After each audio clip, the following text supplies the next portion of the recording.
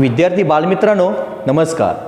आपण ज्या इयत्तेमध्ये शिकत आहात ती इयत्ता स्पर्धा परीक्षेच्या दृष्टीने फार महत्त्वाची इयत्ता आहे. यावर्षी घेतल्या जाणाऱ्या स्पर्धा परीक्षेसाठी परिसर अभ्यास भाग 1 या विषयाला खूप महत्त्व आहे. हे आपण सर्वांनी लक्षात ठेवा. विद्यार्थी मित्रांनो, आपला भारत देश रूढी, परंपरा, वेशभूषा, चालीरीती यांच्या विविधतेने नटलेला देश आहे. म्हणूनच आपण परिपाठाच्या वेळी प्रतिज्ञा म्हणतो, माझ्या देशावर माझे प्रेम आहे. माझ्या देशातल्या समृद्ध आणि विविधतेने नटलेल्या परंपरांचा मला अभिमान आहे. बघा, विविधतेने नटलेल्या परंपरांचा अभिमान आहे. अशा माझ्या या भारत देशामध्ये प्रत्येक गोष्टीमध्ये विविधता असलेली आपल्याला दिसून येईल. अशा या विविधतेवर आधारित एक पाठ पाहणार आहोत आपण. तो पाठ आहे अन्नातील विविधता. अन्नातील विविधता. विद्यार्थी मित्रांनो, प्रथम आपण अन्न व धान्य यातील फरक समजावून घेऊया. म्हणजे बघा, अन्न कोणाला म्हणायचं आणि धान्य कोणाला म्हणायचं यातला फरक जर आपल्याला लवकर समजला तरच आपल्याला अन्नातील विविधता हा घटक आपल्याला पटकन समजणार आहे.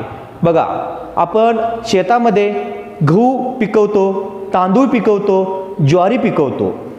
आपण बाजारातून दुकानातून काय आणतो? पण तांदूळ आणतो. हे बघा तांदूळ, ह्याला आपण काय म्हणतो? तांदूळ.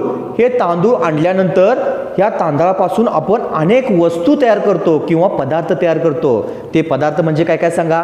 कोण सांगेल? इडली, कोण सांगेल आंबोळी किंवा उत्तापा सांगेल. म्हणजे मित्रांनो किंवा बालमित्रांनो, इकडे लक्ष द्या की आपण जे तांदूळ आणला आहे याला म्हणायचं धान्य, आणि या तांदळापासून तयार केलेले अन्न पदार्थ असतात त्याला म्हणायचं अन्न. बघा, तुमच्या लक्षात आलं का?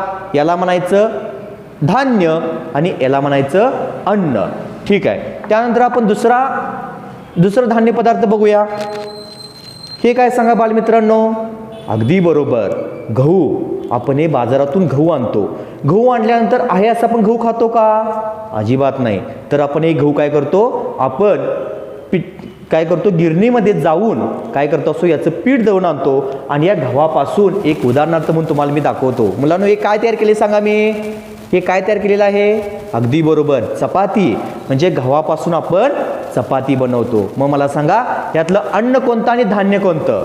अगदी बरोबर विद्यार्थ्यांनो, याला गहू जे आहे याला म्हणायचं धान्य, आणि गव्हापासून जी आपण चपाती बनवतो त्या चपातीला म्हणायचं अन्न. अगदी बरोबर. त्यानंतर दुसरा आपण आणखीन एक घटक बघूया. दुसरं आणखीन एक धान्य बघूया आपण. हे काय सांगा मुलांनो? अगदी बरोबर. काय आहे हे? ज्वारी. ज्वारी आपण बाजारातून आणतो आणि या ज्वारी काय करतो? आपण गिरणीमध्ये जाऊन याचं पीठ करून आणतो आणि या ज्वारीपासून आपण कोणता अन्नपदार्थ तयार करतो? भाकरी. अगदी बरोबर. म्हणजे बघा, ही ज्वारी आहे आणि या ज्वारीपासून बनवलेली ही काय आहे? भाकरी. तर विद्यार्थी मित्रांनो लक्ष द्या की याला काय म्हणायचं सांगा बरं? तर याला म्हणायचं धान्य, आणि याच्यापासून तयार केलेली जी भाकरी आहे याला म्हणायचं अन्न. आत्ता विद्यार्थी मित्रांनो तुमच्या लक्षात आलं असेल की आपल्याला अन्न कशाला म्हणायचं आणि धान्य कशाला म्हणायचं. बघा, त्याच्यानंतर आणखीन एक पदार्थ मी तुम्हाला दाखवतो. बघा, हा पदार्थ अगदी बरोबर. कोण थालीपीठ सांगेल? कोण याला धपाटा म्हणतील आपल्या ग्रामीण भाषेमध्ये? अगदी बरोबर. या धपाट्यामध्ये कोणते अन्न घटक आहेत? तर विद्यार्थी मित्रांनो, त्या धपाट्यामध्ये तांदूळ काही प्रमाणात मिक्स केलं जातं, गहूही काही प्रमाणात मिक्स केलं जातं, ज्वारी काही प्रमाणात मिक्स केलं जातं, किंवा अन्य डाळी देखील त्यात मिक्स केले जातात. म्हणजे सांगण्याचा हेतू एवढाच की अन्न पदार्थ जरी वेगवेगळे असले तर त्यामध्ये असणारे घटक मात्र एकच असतात. तर विद्यार्थी मित्रांनो, आत्ताच आपण धान्य आणि अन्न यातला आपण फरक आता ओळखला. एका उदाहरणाच्या सहाय्यानं आणखीन तुम्हाला धान्य आणि अन्न यातला फरक तुम्हाला समजावून सांगतो. बघा, राधिकाने गव्हाची खीर तयार केली. बघा, एक उदाहरण आहे. राधिकाने गव्हाची खीर तयार केली. यातलं गहू हे काय आहे? धान्य आहे, आणि ही खीर काय आहे? अन्न आहे. म्हणजे आता मुलांनो तुमच्या परफेक्ट लक्षात आलं असेल की अन्न कशाला म्हणायचं आणि धान्य कशाला म्हणायचं. बघा विद्यार्थी मित्रांनो, थोडंसं फळ्याकडे पहा. या ठिकाणी धान्य आहेत आणि या ठिकाणी त्याच्यापासून तयार केलेले अन्नपदार्थ. बघा, सुरुवातीला बघा तांदूळ. तांदळाला धान देखील असे म्हणतात. तुम्हाला एखाद्या स्पर्धा परीक्षेला असा एखादा प्रश्न येऊ शकेल की तांदळाला समानार्थी शब्द कोणता किंवा धान या शब्दाला समानार्थी शब्द कोणता. तर विद्यार्थी मित्रांनो, आपल्या 4थीच्या पुस्तकामध्ये तुम्हाला नवीन एक शब्द इथं शिकायला मिळालेला आहे. कोणता? तर तांदळाला धान असेही म्हणतात. बघा सर्वांनी लक्ष द्या इकडं, तांदळाला धान असेही म्हणतात. या तांदळापासून कोणकोणते पदार्थ तयार केले जातात? तर बघा, कोण सांगेल? इडली तयार केली जाते, तांदळापासून भात तयार केला जातो, भाकरी तांदळाच्या केल्या जातात कोकण भागामध्ये, मोदक तयार केले जातात, डोसा तयार केला जातो आणि तांदळाची खीरसुद्धा तयार केली जाते. बघा, मगाशी आपण तांदळापासून 2च पदार्थ आपण दाखवले, परंतु प्रत्यक्षामध्ये जर का पाहिलं आपण तर तांदळाचे अनेक पदार्थ आपल्याला तयार करता येतात. आता तुमच्या लक्षात आलं असेल की धान किंवा जे काय असेल अन्न आणि जे काय अन्न आणि धान्य यातला फरक तुमच्या लक्षात आला असेल. त्यानंतर दुसरं आपण धान्य बघूया. दुसरं धान्य आपण मगाशी बघितलं ते गहू. काय बघितलं आपण? गहू. या गव्हापासून आपण मगाशी फक्त चपातीच दाखवली, परंतु फक्त चपातीच तयार होते का? तर नाही. तर चपाती तर होतेच, याशिवाय मोदक देखील गव्हाचे तयार केले जातात, खीर देखील गव्हाची तयार केली जाते, पुरी देखील केली जाते आणि सुजी सुद्धा गव्हाचीच केली जाते. याच्याशिवाय सुद्धा आणखीन तुमच्याकडे काही अन्नपदार्थ तयार होत असतील तर तुम्ही या चार्टमध्ये लिहू शकताय. त्याच्यानंतरचा आहे अन्नपदार्थ, तो म्हणजे काय? धान्य आहे ज्वारी. बघा, मगाशी मी ज्वारीपासून काय तयार होतं म्हणून सांगितलं, फक्त भाकरी. हे फक्त तुम्हाला कशासाठी सांगितलं की धान्य आणि अन्न यातला फरक समजावं म्हणून. फक्त ज्वारीपासून फक्त भाकरीच तयार करतात का? तर नाही विद्यार्थी मित्रांनो, तर ज्वारीपासून भाकरी तर करतातच, याशिवाय लाह्या देखील तयार केल्या जातात, घुगऱ्या देखील तयार केल्या जातात आणि पापड सुद्धा तयार केले जातात. म्हणजे या संपूर्ण चार्टवरून तुमच्या लक्षात आलं असेल की अन्नपदार्थ जरी वेगवेगळे असले तर यातला जो घटक जो मेन आहे तो मात्र एकच आहे. या सर्व अन्नपदार्थामधला घटक जो आहे तो तांदूळ किंवा धान आहे. या सर्व अन्नपदार्थ जरी वेगवेगळे असले तर यातला घटक मात्र गहू आहे. या सर्व अन्नपदार्थ जरी वेगवेगळे असले तर यातलं घटक मात्र काय आहे? ज्वारी आहे. म्हणजे विद्यार्थी मित्रांनो, तुमच्या लक्षात आला असेल की अन्नपदार्थ जरी वेगवेगळे असले तर त्यातला घटक हा एकच आहे. म्हणून अन्नातील विविधता आहे ते आपण आता याच्या पुढे आणखीन काय आहे ते आपण पाहणार आहोत. आता पहा विद्यार्थी मित्रांनो, आपण जे काही धान्य आता पाहिलो, जसे की तांदूळ, गहू, ज्वारी, हे सर्व आपल्या देशामध्ये एकाच ठिकाणी उत्पादन घेतले जात नाही. प्रत्येक राज्यामध्ये यामध्ये विविधता दिसून येते. याचं कारण असं आहे की तिथली भौगोलिक परिस्थिती, तिथलं हवामान, तिथलं पाण्याचं प्रमाण किंवा अनेक गोष्टी यासाठी कारणीभूत ठरलेल्या आहेत. ते आपण भारताच्या नकाशामध्ये गहू, ज्वारी, बाजरी किंवा गहू, ज्वारी आणि तांदूळ हे कोणकोणत्या भागामध्ये घेतलं जातं हे आता आपण भारताच्या नकाशामध्ये पाहू. हे पहा विद्यार्थी मित्रांनो, हा जो काही नकाशा दिसतोय ना, हा आपल्या भारताचा नकाशा आहे. या बाजूला तुम्ही वरच्या डाव्या बाजूला जर का वरच्या साईडला बघितलं तर वरती डार्क अक्षरामध्ये लिहिलेलं दिसतं बघा. वरती भारत आहे आणि खाली प्रमुख खाद्यान्न पिके आहेत. जे काही प्रमुख खाद्यान्न पीक जे दिलेलं आहे याला ह्या नकाशाचं शीर्षक म्हणतात.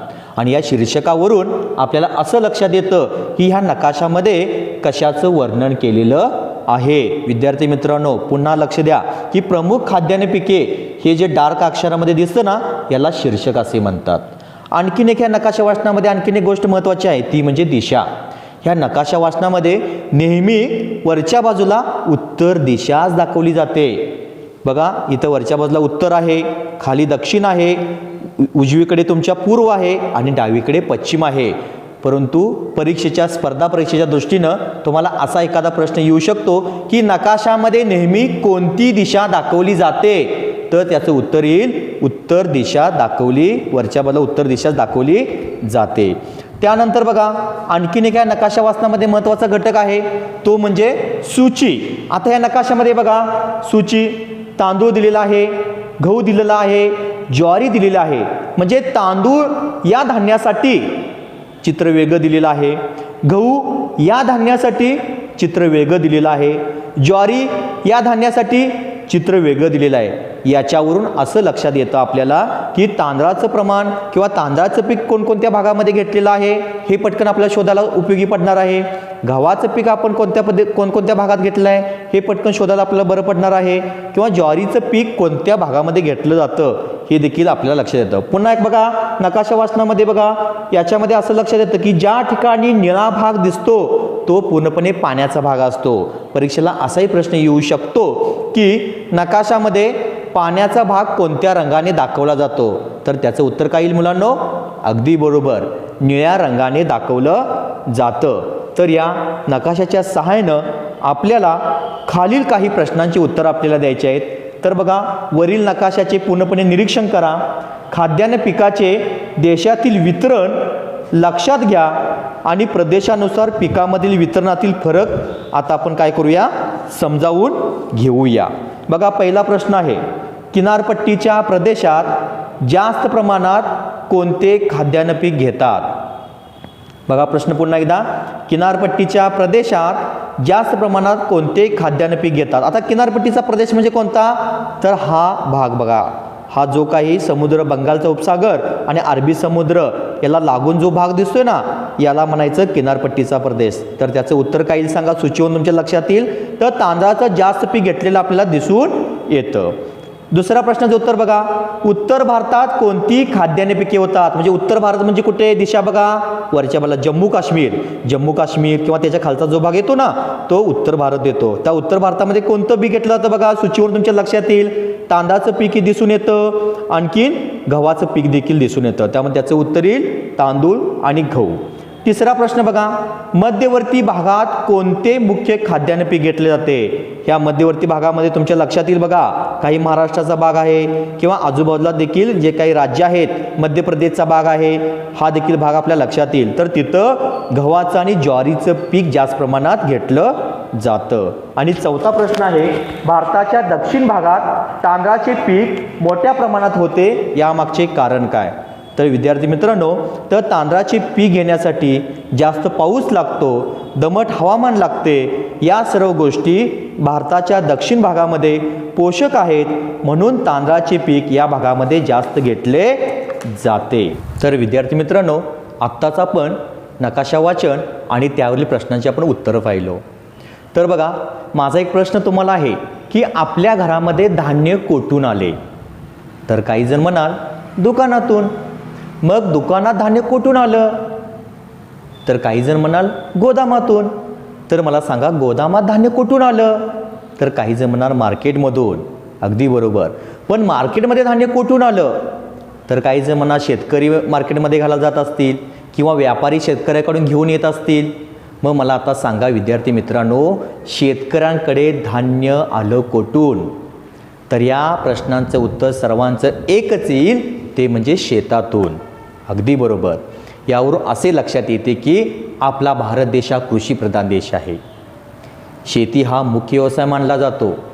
शेती ही मुख्यतः पावसाच्या पाण्यावर अवलंबून असते, मात्र पाऊस हा सर्वत्र सारखा पडत नाही। आपल्या भारत देशामध्ये पावसाचं प्रमाण प्रत्येक ठिकाणी एकसारखं नाही आहे, म्हणजे कमी जास्त प्रमाणात आपल्याला पावसाचं प्रमाण दिसून येतं। जिथं जास्त पाऊस पडतो तिथे तांदूळ, नारळ, नाचणी यासारखं पीक मोठ्या प्रमाणात घेतलं जातं। आणि जिथं मध्यम दर्जाचा किंवा मध्यम पाऊस पडला जातो तिथे गहू, तूर, सोयाबीन यासारखं पिके तिथे घेतली जातात। आणि ज्या ठिकाणी कमी पाऊस पडला जातो तिथं ज्वारी, बाजरी आणि मटकी यासारखं पीक घेतले जातात। म्हणजे तुमच्या आता लक्षात आलं असले विद्यार्थी मित्रांनो की संपूर्ण भारतामध्ये एकाच ठिकाणी गहू, तूर, नारळ, नाचणी, ज्वारी, बाजरी, मटकी हे पीक घेतले जात नाही। याचं कारण म्हणजे काय? तर तिथला पावसाचं प्रमाण। तर आता तुमच्या लक्षात आलं असेल की पिकं येण्यासाठी पावसाचं पाणी किंवा पाऊस जे असतो किंवा तिथलं वातावरण आहे ते अतिशय महत्त्वाचं असतं। आणखीन आपल्या पुस्तकामध्ये काही 4 पॉईंट दिलेले आहेत, मुद्दे दिलेले आहेत, त्या मुद्द्यांचा आपण अभ्यास करूया। आपल्या भागामध्ये किंवा आपल्या प्रदेशामध्ये पीक चांगल्या दर्जाचं यायचं असेल तर चांगले बियाणे असणे आवश्यक आहे। 2 नंबरचं सुपीक जमीन असणं आवश्यक आहे। 3 पुरेसा सूर्यप्रकाश असणं गरजेचं आहे। आणि त्या पिकासाठी लागणारं पाणी हे आवश्यक तेवढंच पाहिजे. म्हणजे बघा, पिकं यायची असेल तर अति प्रमाणात पाणी पण चालणार नाही आणि कमी प्रमाणात पाणी पण चालणार नाही. आता या महापुरानं अहंकार गाठला. महापुरानं अनेक शेती काय झालेली आहेत, पूर्णपणे गेलेली आहे. म्हणजे जास्त पाऊस इथं चालणार नाही. भाताचं पीक असू दे, ज्वारीचं पीक असू दे, यांना आवश्यक असणारीच पाणी आपल्याला इथं उपयुक्त ठरत असतं. बघ, ज्या प्रमाणात धान्यांची जशी आपल्याला विविधता दिसून येते, त्याचप्रमाणे फळांच्यामध्ये देखील विविधता आपल्याला दिसून येते. बघा, सर्वच फळे आपल्याला एकाच ऋतूमध्ये खायला मिळत नाही. काही फळे उन्हाळ्यामध्ये खायला मिळतात, काही फळे आपल्या हिवाळ्यात खायला मिळतात, तर काही फळे आपल्याला पावसाळ्यात खायला मिळतात. तर मित्रांनो, तुमच्या लक्षात येईल किंवा हे जे काही चित्र आहे, या चित्रामध्ये अनेक प्रकारची फळं आहेत. या फळांच्यामध्ये आंबा आहे, चिक्कू आहे, मोसंबी आहे, फणस आहे. ही सर्व फळे कोणकोणत्या ऋतूमध्ये येतात त्याचा आपण आता अभ्यास करूया. तर बघा, जसं अन्नांच्यामध्ये विविधता दिसून येते, तसं फळांच्या बाबतीतही आपल्याला विविधता दिसून येते. कारण प्रत्येक फळं ही त्या ऋतूमध्येच आपल्याला खायला मिळत असतात. सर्वच फळे आपल्याला सर्वच ऋतूमध्ये खायला मिळतात का? तर नाही. परंतु अशी काही फळे आहेत की आपल्याला ती तिन्ही ऋतूमध्ये खायला मिळतात. अशा फळांना आपण बारमाही फळे म्हणत असतो आपण. बघा, आपल्या पुस्तकामध्ये एक फळांचं चित्र दिलेलं आहे. अनेक फळं त्याच्यामध्ये आहेत. त्या फळांच्या सहाय्यानं तुम्हाला एक अभ्यास दिलेला आहे की उन्हाळ्याच्या ऋतूमध्ये कोणकोणती फळे येतात, पावसाळ्याच्या ऋतूमध्ये कोणकोणती फळे येतात आणि उन्हाळ्याच्या ऋतूमध्ये कोणकोणती, म्हणजे उन्हाळा, पावसाळा आणि हिवाळा या 3 ऋतूमध्ये कोणकोणती फळे येतात हे तुम्हाला काय करायचं आहे, लिहायचं आहे. बघा, तोच मी चार्ट या ठिकाणी पूर्ण केलेला आहे. या ठिकाणी तुमच्या लक्षात आलं असेल की केळी, बघा, केळी केळी केळी म्हणजे उन्हाळ्यामध्ये देखील केळी घेतली जातात, पावसाळ्यामध्ये देखील केळीचं पीक घेतलं जातं आणि हिवाळ्यामध्ये देखील केळीचं पीक घेतलं जातं. म्हणजे केळी हे फळ आपल्याला तिन्ही ऋतूमध्ये खायला मिळतं. म्हणून केळीला आपण काय म्हणतो, बारमाही फळ असं म्हणतो. त्यानंतर बघा, सफरचंद सफरचंद सफरचंद म्हणजे उन्हाळ्यामध्ये देखील आपल्याला सफरचंद खायला मिळतात, पावसाळ्यात देखील आपल्याला सफरचंद खायला मिळतात आणि हिवाळ्यात सुद्धा आपल्याला सफरचंद खायला मिळतात. म्हणजे सफरचंद हे पीक आपल्याला तिन्ही ऋतूमध्ये खायला मिळतं. म्हणून सफरचंदाला देखील आपण बारमाही पीक असं म्हणतो. त्यानंतर बघा, चिक्कू. चिक्कू मात्र पावसाळा आणि हिवाळ्यामध्येच जास्त आपल्याला खायला मिळत असतात. कारण पावसाळ्यामध्ये चिक्कूसाठी आणि हिवाळ्यामध्ये चिक्कूसाठी जे वातावरण असतं किंवा त्या पिकासाठी किंवा त्या फळासाठी लागणारं वातावरण त्या ऋतूमध्ये चांगलं असतं. त्याच्यानंतर बघा, आंबा. आंबा आपण कधी खातो? अगदी बरोबर, सर्वच विद्यार्थ्यांचं उत्तर येईल, उन्हाळा. आंबा आपण उन्हाळ्यामध्ये जास्त खातो. कारण आंब्याचं पीक उन्हाळ्यामध्ये जास्त होतं. म्हणून आपण आंबा काय करत असतो, उन्हाळ्यामध्ये जास्त खात असतो. त्यानंतर बघा, फणस. फणसाचं पीक सुद्धा उन्हाळ्यामध्ये जास्त होतं. त्यानंतर बघा, जांभूळ. जांभळाचं पीक देखील कुठल्या ऋतूमध्ये होतं जास्त? तर उन्हाळ्यामध्ये. त्यानंतर द्राक्षे. द्राक्षाचं पीक देखील आपल्याला उन्हाळ्यामध्येच जास्त पाहायला मिळतं किंवा आपण द्राक्षे जास्त उन्हाळ्यामध्ये जास्त खात असतो. त्यानंतर स्ट्रॉबेरीचं पीक आहे, कलिंगडचं पीक आहे, पपईचं पीक आहे. हे जर का आपण पाहिलं तर आपल्याला ही सर्व फळे उन्हाळ्यामध्येच खायला मिळतात. म्हणजे मित्रांनो, तुमच्या लक्षात आलं असेल की सर्वच फळे आपल्याला सर्व ऋतूमध्ये खायला मिळत नाही. तर प्रत्येक ऋतूमध्ये वेगवेगळी फळे आपल्याला खायला मिळतात. पुन्हा एकदा बघा, उन्हाळ्यामध्ये आपल्याला केळी, सफरचंद, आंबा, फणस, जांभूळ, द्राक्षे, स्ट्रॉबेरी, कलिंगड आणि पपई हे पीक आपल्याला किंवा ही फळं आपल्याला खायला मिळतात. तर पावसाळ्यामध्ये आपल्याला केळी, सफरचंद आणि चिक्कू ही 3 फळं आपल्याला खायला मिळत असतात. आणि हिवाळ्यामध्ये जर का आपण पाहिलं तर केळी आहे, सफरचंद आहे, चिक्कू आहे आणि पेरू ही फळं आपल्याला खायला मिळतात. म्हणजे ही सर्व फळे आपल्याला त्या ऋतूमध्ये खायला मिळत असतात. आणि विद्यार्थी मित्रांनो, तुम्हाला सांगायला खरोखर आनंद वाटेल की आपण ज्या त्या ऋतूमधली जी काही फळं असतात ते आपण खायला पाहिजे. म्हणजे उन्हाळ्यामध्ये आंबा असेल तर आंबा मनसोक्तपणे त्या ऋतूमध्ये आपण खायला पाहिजे. जर का तोच आंबा आपण पावसाळ्यामध्ये आणि हिवाळ्यामध्ये जर का खाल्लो आपण तर आपल्या शरीरावरती त्याचा काय होऊ शकतो, आपला एक वाईट परिणाम किंवा आपण आजारी देखील पडू शकतो. म्हणून मुलांनो, ज्या त्या ऋतूमध्ये जी ती फळे आपल्याला खायला मिळतात ती आपण सर्व फळे आपण खाल्ली पाहिजे. जसं अन्नामध्ये विविधता आहे तसं फळांच्यामध्ये देखील आपण या ठिकाणी विविधता पाहिलेलो आहे. आता आपण आणखीन एक नकाशा आपण आता या ठिकाणी पाहणार आहोत। बघा, या नकाशामध्ये प्रसिद्ध खाद्यपदार्थ डार्क अक्षरामध्ये जे दिलेलं दिसतं त्याला आपण काय म्हटलो मगाशी आपण शीर्षक असं म्हटलेलो आहे। पुन्हा बघा, उत्तर दिशा दाखवलेली आहे, निळ्या रंगाने जे दाखवलेलं त्याला आपण काय म्हणतो पाणी। तर बघा, ह्या नकाशामध्ये तुमच्या लक्षात येईल की जिल्हा राज्य यांच्यामध्ये कोणकोणते पदार्थ काय केले जातात, तयार केले जातात, हे तुम्हाला या ठिकाणी समजणार आहे। बघा, आपल्या महाराष्ट्रामध्ये किंवा कोल्हापूर जिल्ह्यामध्ये प्रसिद्ध असं काय आहे, तर अगदी बरोबर, बरीच जण मुलं उत्तर सांगतात बघा, तांबडा पांढरा मटण रस्सा। याशिवाय आपल्या कोल्हापूरचं काय प्रसिद्ध आहे, तर कोल्हापूरची भेळ देखील प्रसिद्ध आहे, कोल्हापूरची मिसळ देखील प्रसिद्ध आहे। त्यानंतर बघा, कोकणामध्ये मासळी भात देखील खाल्ला जातो। याशिवाय नाचणीची भाकरी देखील केली जाते, तांदळाची भाकरी सुद्धा केली जाते, अगदी बरोबर। याशिवाय नागपूरमध्ये बघा, नागपूरमध्ये वरच्या बाजूला नागपूरमध्ये सर्वात जास्त पीक संत्रीचं घेतलं जातं, म्हणून तिथे संत्रा बर्फी देखील काय केली जाते, तयार केली जाते।